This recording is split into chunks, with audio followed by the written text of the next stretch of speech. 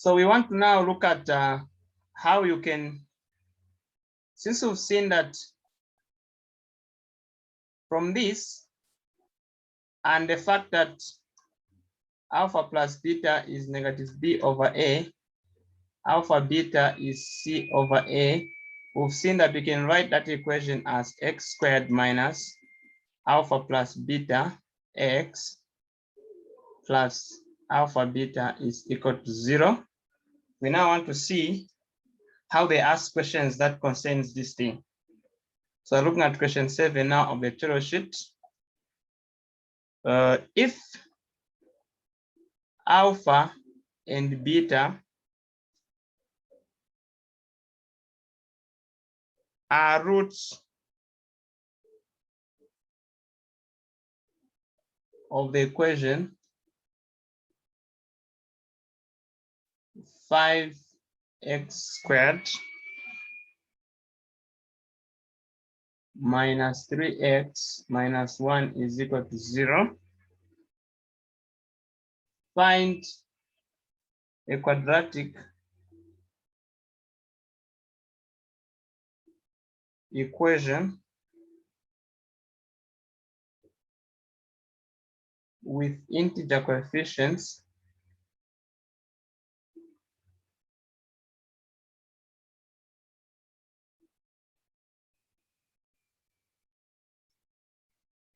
which has the roots a 1 over alpha squared and 1 over beta squared, b alpha squared over beta and beta squared over alpha, c alpha squared and beta squared. So what does this mean?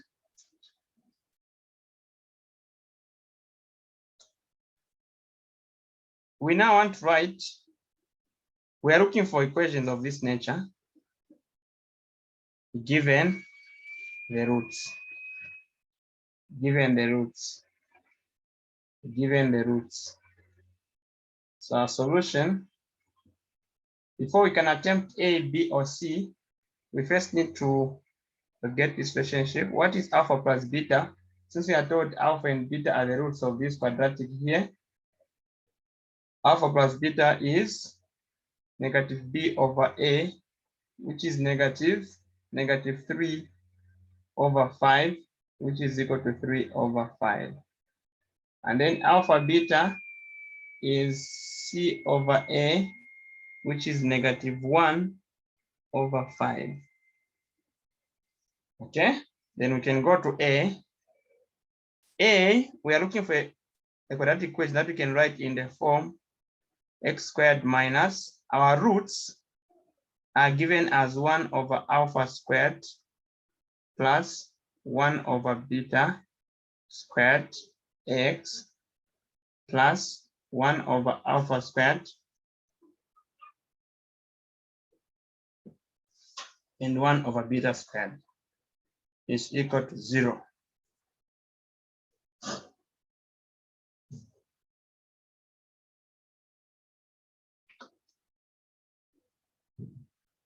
Like that. So the target here is you need to simplify this and simplify this. Simply say, you can as well start by writing x squared minus sum x plus product is equal to 0. Where you know that sum is 1 over alpha squared plus 1 over beta squared. Common denominator here, alpha squared, beta squared. Alpha squared in alpha squared, beta squared, we'll get beta squared, plus beta squared in alpha squared, beta squared, we get alpha squared. This is the same as alpha squared plus beta squared over alpha beta and the square outside. Since you can separate, if you have a, b to the power m, we can separate it to a power m, b power m. So even the reverse can work. Okay, now what did we say about alpha squared plus beta squared? We said alpha squared plus beta squared is the same as alpha plus beta squared minus 2 alpha beta. This means that in this question here, the numerator is alpha plus beta squared minus 2 alpha beta over alpha beta squared. That is alpha plus beta, we have it is 3 over 5. 3 over 5 squared minus 2 alpha beta is negative 1 over 5. Everything over alpha beta squared, negative 1 over 5 squared.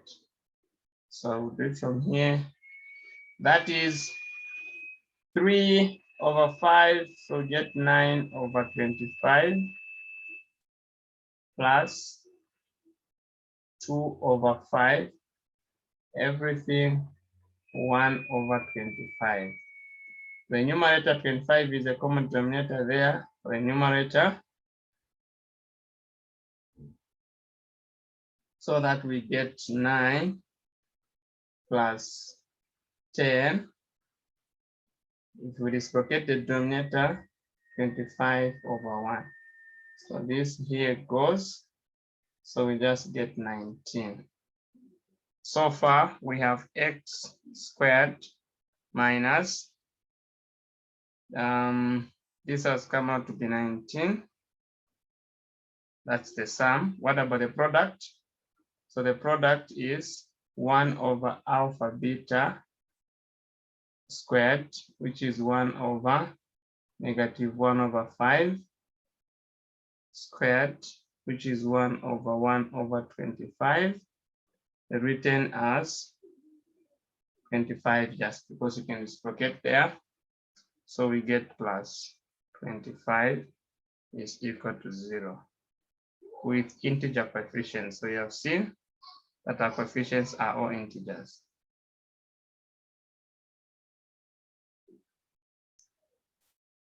That's how you obtain that.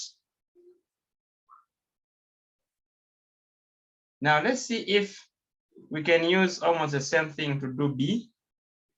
So for B, we are guided that the roots are alpha squared over beta and beta squared over alpha.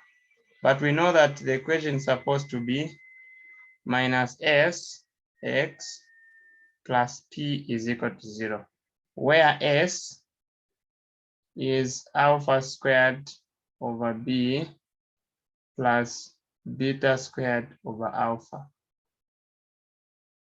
Common denominator, alpha beta. Beta in alpha beta, we get alpha. Alpha times alpha squared, we'll get alpha power 3 plus alpha in alpha beta, we get beta times beta squared, we get beta power 3.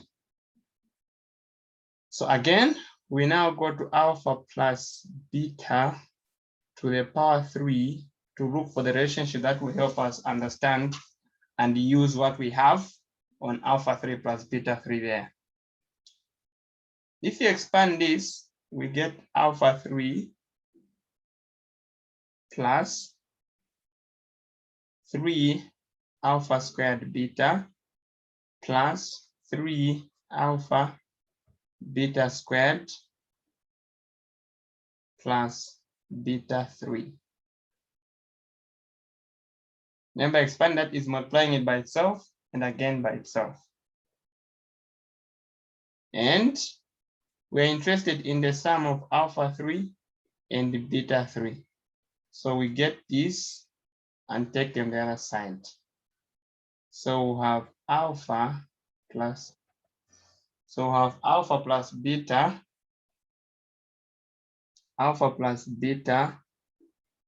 3 minus 3 alpha squared beta minus 3 alpha beta squared is equal to alpha 3 plus beta 3. So we almost have the numerator there. The only thing that we need to do here is to simplify this to what we are able to fuse in. So we have alpha plus beta 3 minus, what is common is negative 3 alpha beta. Since we only have one alpha there and only one beta here, so alpha beta are common. Then if you divide in the first one, if you divide in this one, you divide alpha beta and then the negative 3. What we are remaining with is just alpha plus just beta in the other one. This whole thing is alpha 3 plus beta 3. So now we have found this, which is what we are looking for in the numerator here. So we'll write it in that form. What is alpha plus beta? We have found it here. It is 3 over 5. So 3 over 5 to the power 3 minus 3 alpha beta. We have found it here, negative 1 over 5. Negative 1 over 5. Alpha plus beta. Alpha plus beta is 3 over 5. Divided by alpha beta, which is negative 1 over 5. So here we are getting 3 to the power 3, that's 27. 5 power 3, 125. And then plus 3 times 1 times 3, that's 9 over 25 over negative 1 over 5. So this is common denominator on top, 125. So we get 27 plus 25 in 125, that is 5. 5 times 9, that's 45. This whole thing multiplied by negative 5 over 1. When we reciprocate this denominator here, so we have 5 there, 1, 5 here, 25. So 27 plus 45, that is 12 there. Remainder 1, 6, 7. So we have 72 over 25, but it's negative. So I found the sum. We're remaining with P, and P is the product of those two, alpha squared over beta multiplied by beta squared over alpha. So you can see that this alpha can take away the square, this beta can take away the square. So we just remain with alpha beta. But alpha beta is what we know as negative 1 over 5. So now we come and substitute. So we have x squared minus our s is negative 72 over 25 x plus our p is negative 1 over 5 is equal to 0. The question emphasized that they must be integer coefficients. So what does it mean? We must multiply throughout by the common denominator so that we get rid of the fraction. So multiply throughout by 25. So that the first one becomes 25 x squared plus, because of negative times negative, 72x, and then minus 5 into 25, that's 5, is equal to 0. So this is the quadratic that they were asking us to find.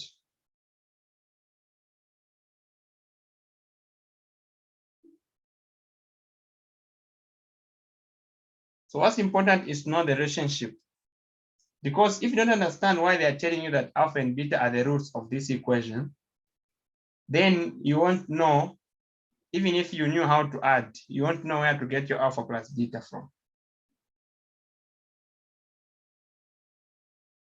So that C now becomes an easy question because we have alpha squared as a root and beta squared as another root. So when we say x squared minus sx plus p is equal to f, is equal to 0, where s is alpha squared plus beta squared. I think we have found this somewhere when solving for the second part. We found alpha squared plus beta squared. Did we? Okay, we didn't extract it, but we know that it's alpha plus beta squared minus 2 alpha beta, which is alpha plus beta squared. We know this guy is 3/5. I have it squared and subtract 2, negative 1/5, which is 9/25 plus 2/5, giving us 9 plus 10, which is 19/25. And then we get the product, alpha squared multiplied by beta squared. This is the same as alpha beta squared. Alpha beta is negative 1/5 squared, so we get 1/25. So we come here and substitute. So we need x squared minus 19/25x plus 1/25 is equal to 0. Cross multiply by 25, we'll get 25x squared minus 19x plus 25 is equal to 0. This is the required quadratic equation. Plus 1. Plus 1, yes, thank you. So we get plus 1 is equal to 0. Wonderful. Okay, so I told you it has disappeared. So these are questions that you must be a bit careful when you see it. They look easy, but the issue of getting the simplified powers. For example, this one looked so easy and short, only to realize that it's leading us to power 3. And so we need to expand the power 3 and then solve for what we are asked to find there, and then have to factor out the negative 3 there so that we can know, so that we can find an easy way of using what we know. It's always a skill that we must have.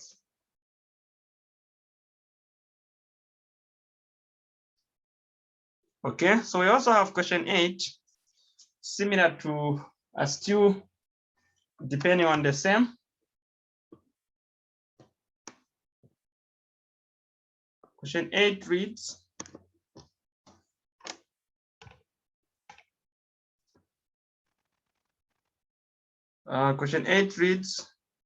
consider the quadratic equation x squared plus 8x. So my board is performing here. Just a minute. Okay, so question 8. Consider the quadratic equation x squared plus 8x plus k is equal to 0, where k is a constant. A, find both roots of the equation, given that one root is 3 times the other. and find the value of k. So find both roots of the equation, given that one root is 3 times the other. Now we know that the roots that we're talking about here are named alpha and beta. Now, if we want to fix alpha, then beta should be 3 times the other. Now, since you have fixed alpha, so beta should be 3 times alpha, meaning 3 alphas. So alpha, alpha, alpha. When you put them together, they must give us beta. Not cube, but 3 times. So alpha plus alpha plus alpha. They must give us beta. Or you could choose to fix beta so that alpha becomes 3 beta. You still get the same answer. Okay, so we know that if we added alpha plus beta, we are supposed to get negative b over a, meaning alpha plus beta should give us negative 8 over 1. But we have said alpha and beta is 3 alpha. This is giving us negative 8. So we have 4 alpha is equal to negative 8, divide by 4, divide by 4. So alpha is negative 2, meaning that beta, which is 3 alpha, is going to be 3 by negative 2, which is equal to negative 6. So we have found alpha to be negative 2, beta to be negative 6. Find k. Now k is sitting at c, and the only relationship that we have that includes c is the product. So alpha beta gives us c over a. So we'll have k over 1, which is k. But alpha is known. So in other words, we are saying k is alpha multiplied by beta. Alpha is negative 2, beta is negative 6. So negative negative plus 2 times 6, 12. So I've also found k. That's how easy it is if you understand what they mean. Okay, so quickly, we move to the discriminant. So we have looked at the sum and product of the roots. Let's also look at the nature of the roots. Nature of the roots.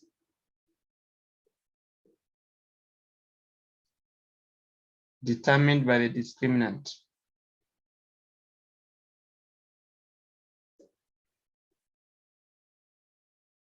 Now we also saw that when this was the equation under discussion, we used the formula to get its roots, and the formula was b squared minus 4ac over 2a. If I tell you to use the roots, to use the formula, let's put an example here. Use the formula to find x. 1, x squared plus 2x plus 1 is equal to 0.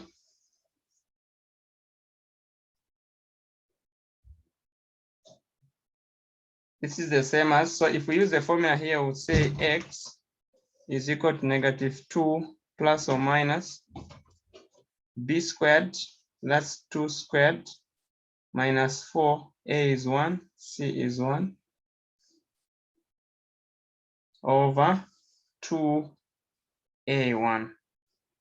So we'll get negative 2 plus or minus the root of 4 minus 4 over 2, giving us negative 2 plus or minus 0 over 2, which is just negative 2 over 2. So we just get negative 1. So x is equal to negative 1.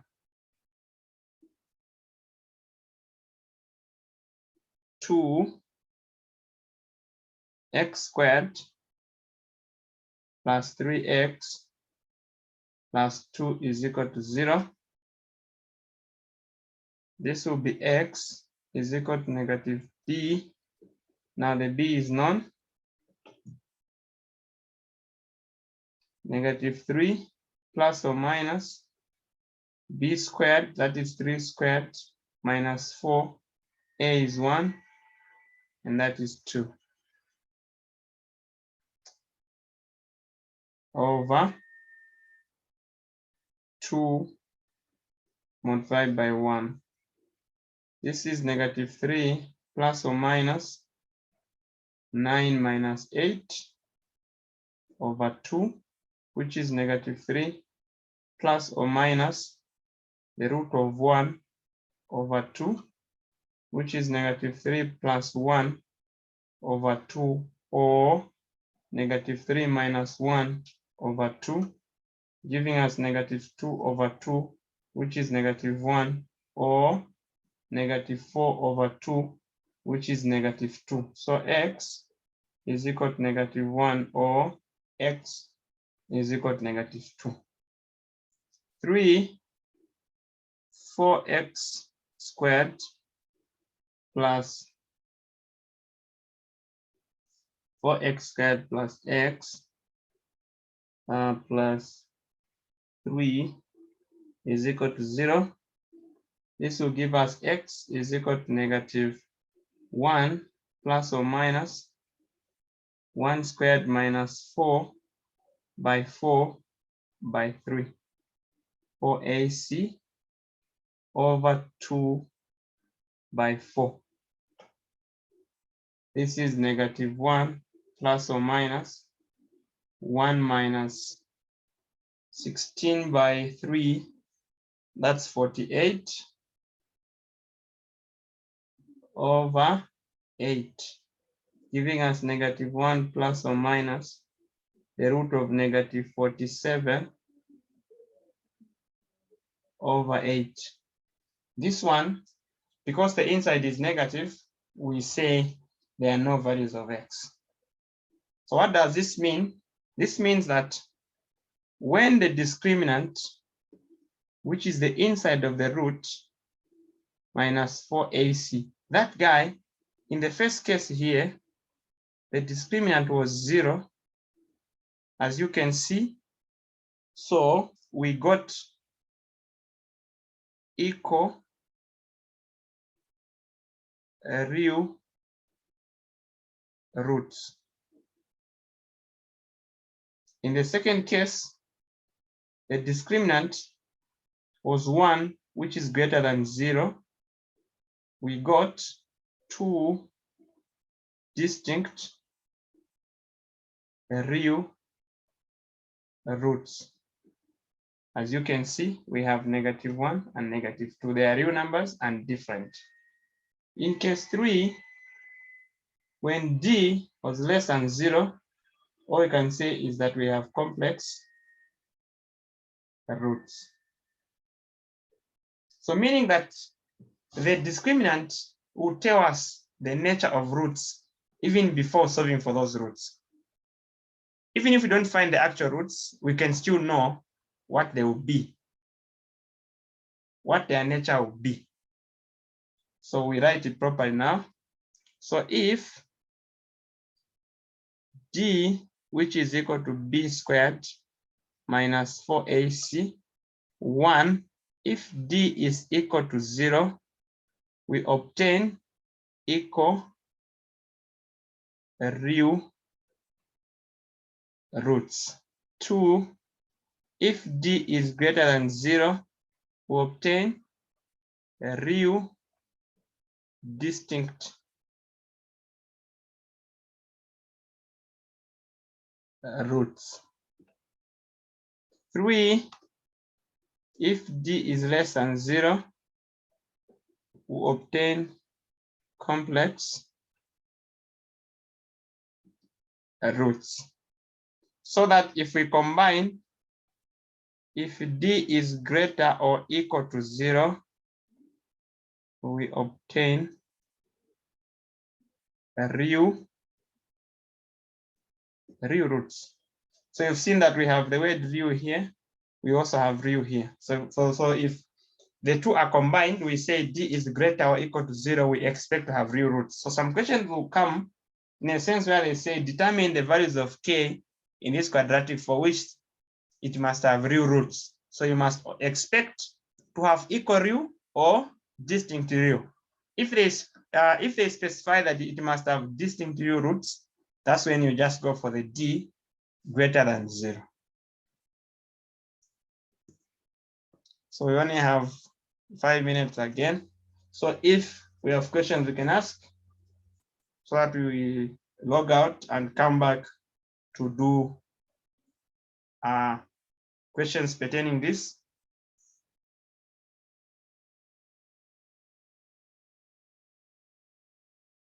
Okay, no questions. So let's quickly log out and come back.